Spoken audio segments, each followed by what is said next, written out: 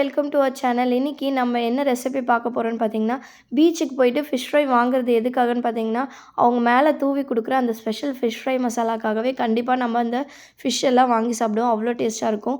So இப்போ இன்றைக்கி அந்த ஃபிஷ் ஃப்ரை மசாலா தான் வாங்க எப்படி செய்யலான்னு பார்க்கலாம். அதுக்கு நான் இன்றைக்கி ஒரு பேனில் 2 டீஸ்பூன் அளவுக்கு தனியா பவுடர் ஆட் பண்ணியிருக்கேன். அது இந்த மாதிரி நல்லா பொன்னிறமானதும் அதை ஒரு பிளேட்க்கு நம்ம இப்போ ட்ரான்ஸ்ஃபர் பண்ணிக்கலாம். அதே பேனில் இப்போ நான் இன்றைக்கி 2 டீஸ்பூன் அளவுக்கு பச்சரிசி ஆட் பண்ணியிருக்கேன். உங்ககிட்ட என்ன அரிசி இருக்கோ நீங்கள் அதை ஆட் பண்ணிக்கலாம். இதுவும் நல்லா அரிசி பொரிஞ்சு வந்ததும் இப்போ அதே பிளேட்டுக்கு இப்போ ட்ரான்ஸ்ஃபர் பண்ணிப்போம். இப்போ எல்லாமே ட்ரான்ஸ்ஃபர் பண்ணியாச்சு. இதுக்கு அடுத்து என்னென்னு பார்த்தீங்கன்னா, ஒரு 6லேருந்து 7 காஞ்ச மிளகா நான் இன்றைக்கி எடுத்திருக்கேன். நீட்டு மிளகா தான்.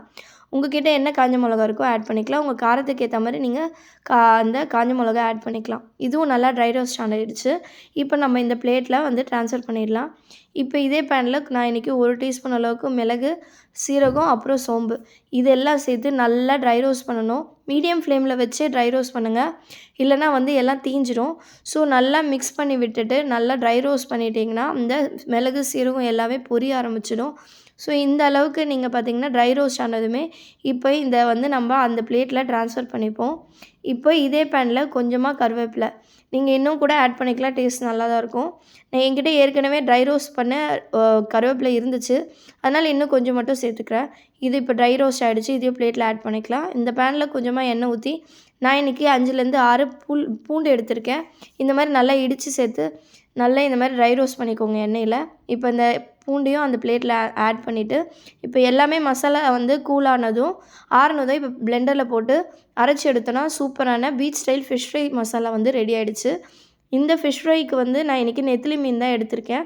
இதுக்கு ஏற்கனவே மசாலாலாம் தடவி ரெடியாக வச்சுருக்கேன். இப்போது நம்ம ஒரு தவாலையோ இல்லை பேன்லேயோ நம்ம இந்த மாதிரி எண்ணெய் தேவையான அளவு எண்ணெய் சேர்த்து இப்போ நம்ம இந்த மீனெல்லாம் எடுத்து ஃப்ரை பண்ணிக்கலாம். இந்த மீனெல்லாம் நல்லா ஃப்ரை ஆகணும். இப்போ பார்த்திங்கன்னா ஒரு 5 மினிட்ஸ் கழித்து பார்த்திங்கன்னா இந்த ஒரு சைட் நல்லா வெந்துருச்சு. ஸோ திருப்பி போட்டுக்கலாம். இப்போ மீன் எல்லாமே நல்லாவே வெந்துருச்சு. இப்போ நம்மளோட ஸ்பெஷல் இன்க்ரீடியண்டான இந்த ஸ்பெஷல் மசாலாவை எடுக்கலாம். இப்போ அந்த ஸ்பெஷல் மசாலா நீங்கள் எவ்வளோ வேணுமோ நீங்கள் ஆட் பண்ணிக்கலாம். உங்களுக்கு ஏற்ற மாதிரி தான். நான் இன்றைக்கி ஒரு டீஸ்பூன் அளவுக்கு ஆட் பண்ணி இந்த மாதிரி நான் ஒரு 2 மினிட்ஸ் மிக்ஸ் பண்ணி எடுத்திங்கன்னா சூப்பரான beach style fish fry masala ready ஆகிடுச்சு. இதை நீங்களும் ட்ரை பண்ணி பார்த்துட்டு எப்படி இருக்குன்னு மறக்காமல் கமெண்ட் செக்ஷனில் சொல்லுங்கள். இதே மாதிரி தொடர்ந்து வீடியோஸ் பார்க்க நம்மளோட சேனலை சப்ஸ்கிரைப் பண்ணுங்கள், லைக் பண்ணுங்கள், ஷேர் பண்ணுங்கள். அடுத்த vlogல பார்ப்போம். பாய்.